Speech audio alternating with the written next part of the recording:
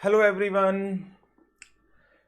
आज इस सेशन में हम लॉ की अमेंडमेंट्स को कवर अप करेंगे और जो हमारा एक्ट है जिसकी अमेंडमेंट्स हम कवर अप करने जा रहे हैं वो है फेमा 1999।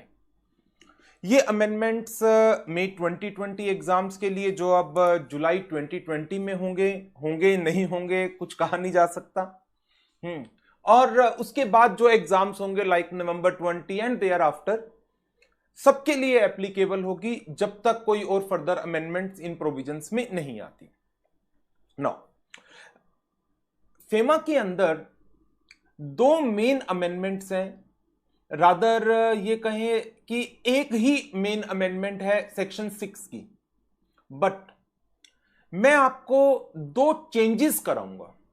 मैंने वर्ड यूज किया चेंजेस, जिसमें एक लॉ की अमेंडमेंट है और दूसरा वो लॉ की अमेंडमेंट नहीं है, रादर हमारे इंस्टीट्यूट ने स्टडी मटेरियल में कुछ चेंजेस किए हैं जो एडिशन मई 2020 एग्जाम के लिए एप्लीकेबल था, जो लास्ट ईयर सितंबर में इशू किया गया था, अगस्त सितंबर में इशू हुआ था।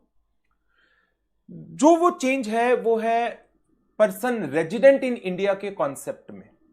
Person resident in India, person resident outside India, though there is no statutory amendment, law में कोई चेंज नहीं है, बट इंस्टीट्यूट ने उसके कॉन्सेप्ट की इंटरप्रिटेशन हम कह सकते हैं उसमें कुछ चेंज किया, जिसके कारण रेजिडेंशियल स्टेटस के काफी सारे क्वेश्चंस के आंसर चेंज हो गए।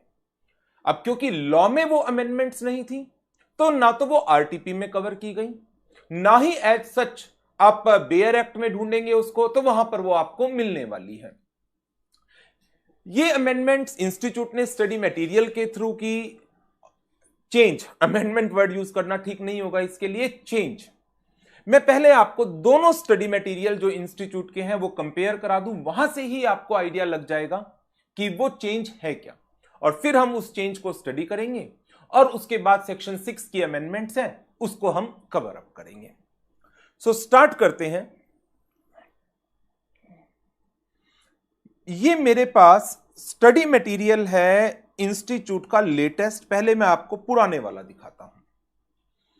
जो लास्ट 2017-18 का स्टडी मटेरियल चल रहा था उसके अंदर जो डेफिनेशन दी गई थी person resident in India and person resident outside India की, उसमें जो एक कॉन्सेप्ट बताया गया, ये देखिए, इसमें कहा गया था as far as the definition of the term person resident in India is concern, the person should have resided in India in the preceding financial year for more than 182 days. सबको पता है citizenship is not the criteria, ये भी हमें मालूम है।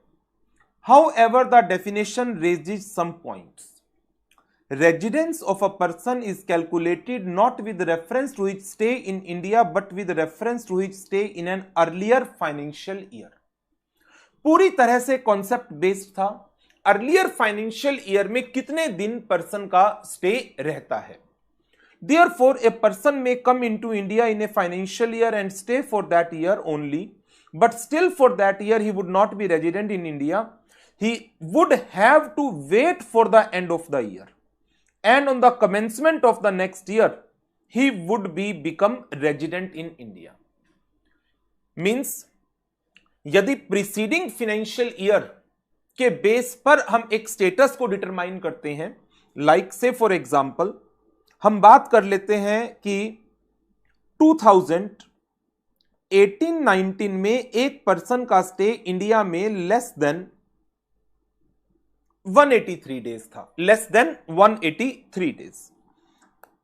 Simple meaning इस line का निकल करके आता है कि 1920 में वो पर्सन एक नॉन रेजिडेंट होगा क्योंकि उसका स्टे लेस देन 183 है, 182 को एक्सीड नहीं कर रहा है। लेस देन 183 मतलब 182 डेज का है। नाउ अब इसी के बेस पर मैं आपको एक क्वेश्चन दिखाता हूं स्टडी मटेरियल का। Mister A resided in India during financial year 15-16 for less than 183 days. वो इंडिया में अप्रैल 1, 2016 को एम्प्लॉयमेंट के लिए आता है, उसका रेजिडेंशियल स्टेटस बताइए 16-17 के लिए क्या होगा? सिंपल कि जब पिछले साल उसका स्टे पीरियड 183 डेज से कम का है, सो 16-17 के लिए इसका रेजिडेंशियल स्टेटस जो ऊपर प्रोविजन दिया गया, ये इस प्रोविजन के हिसाब से इसका आंसर आ जाएगा कि ये पर्सन नॉन रेजिडेंट होगा। लो जी, देखिए इसका answer, mister A had come to India for taking up employment, however during the financial year 15-16 वो लेस देन 183 था। Since he has not fulfilled the condition of staying in India for more than 182 days, he cannot be considered as person resident in India during the financial year 16-17, notwithstanding the purpose or duration of its stay. Notwithstanding the purpose or duration of its stay. Now, अब law में कोई change नहीं है। हमारे institute का ये नया वाला स्टडी मटेरियल है। इस स्टडी मटेरियल में इन्होंने पर्सन रेजिडेंट इन इंडिया के कॉन्सेप्ट को काफी इलेबोरेट किया और इसमें एक पॉइंट इन्होंने दिया, residential status is not for a year, it is from a particular date that a person will be a resident और ए नॉन रेजिडेंट। कॉन्ट्राडिक्शन आ गई।